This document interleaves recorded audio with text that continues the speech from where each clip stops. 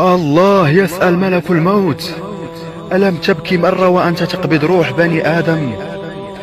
فأجابه: ضحكت مرة، وبكيت مرة، وفزعت مرة. فقال الله تعالى: وما الذي أضحكك؟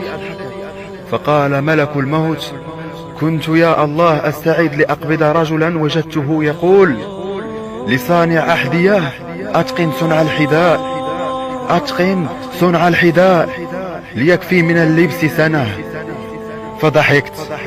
فضحكت وقبضته قبل أن يلبسه. فقال له الله: وما أبكاك؟ فقال: بكيت عندما أمرتني أن أقبض روح امرأة، وذهبت إليها وهي في صحراء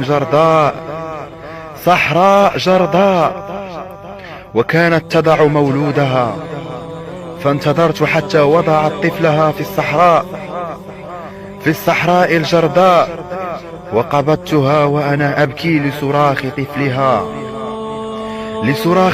طفلها وحيدا دون أن يدري به أحد. فقال له الله: وما الذي أفزعك يا ملك الموت؟ فقال: فزعت عندما أمرتني أن أقبض روح رجل عالم من علمائك، وجدت نورا يخرج من غرفته، كلما اقتربت من غرفته فج النور ليرجعني، وفزعت من نوره وأنا أقبضه.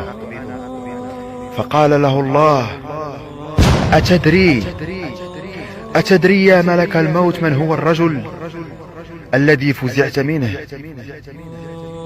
إنه ذاك الطفل الذي قبضت أمه وتركتها في الصحراء، وتركته في الصحراء، تكفلت به ولم أتركه لأحد. يا الله، يا الله، ما أكرمك يا أكرم الأكرمين، ما أعظمك يا عظيم العظماء، يا جبار. يا الله، شو بحبوا لها الاسم الجبار.